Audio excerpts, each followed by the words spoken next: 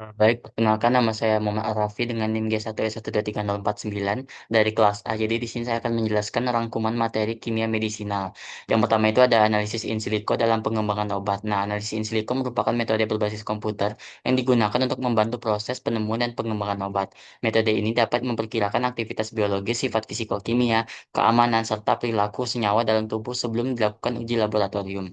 Yang kedua itu ada analisis fisikokimia senyawa. Parameter yang dianalisis meliputi berat molekul, liofilisitas, kelarutan, TPSA, Harbon donor dan aseptor, serta retrotable bond. Parameter tersebut digunakan untuk menilai kemampuan senyawa menembus membran, berikatan dengan target dan diserap oleh tubuh. Senyawa dengan parameter yang sesuai umumnya memiliki peluang lebih besar untuk dikembangkan menjadi obat. Yang ketiga itu ada analisis ADMET. ADMET meliputi absorption, distribution, metabolism, excretion, dan juga toxicity. Nah, analisis ini digunakan untuk memprediksi absorpsi obat di saluran cerna, distribusi ke jaringan tubuh, metabolisme oleh enzim CYP450, serta potensi toksisitasnya. Hasil ADMET membantu menyeleksi senyawa yang paling aman dan juga efektif. Keempat itu ada drug likeness dan Boyle Egg. Drug likeness digunakan untuk menilai apakah suatu senyawa memenuhi karakteristik umum obat berdasarkan aturan seperti Lipinski, Weber, dan juga Muig.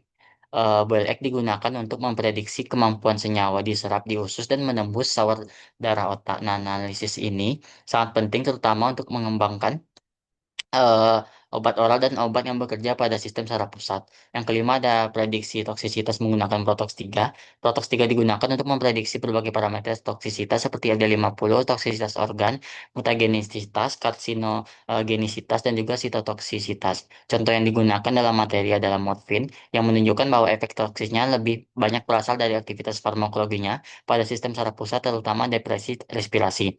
Yang keenam ada pengembangan kandidat obat. Pengembangan obat dapat dilakukan melalui pendekatan kombinatorial library, fragment-based drug design, dan juga peptidomimetics.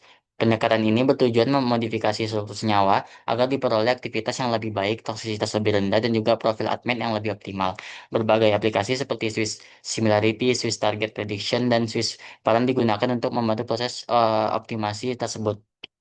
Yang ketujuh ada prediksi jalur metabolisme. Metabolisme senyawa dapat diprediksi menggunakan biotransformer, Senosa, dan juga GloryX. Analisis ini penting karena metabolit yang terbentuk dapat menjadi lebih aktif, tidak aktif, atau bahkan lebih toksik dibandingkan senyawa asalnya. Kesimpulannya, kimia medisina modern memanfaatkan metode in silico untuk mempercepat proses penemuan obat. Analisis fisikokimia, ADMET, drug likeness, toksisitas, dan metabolisme membantu menyeleksi kandidat obat yang paling menjanjikan sebelum dilakukan pengujian lebih lanjut secara in vitro maupun in vivo. Dengan pendekatan ini, proses pengembangan obat menjadi lebih cepat, efisien, dan juga terarah.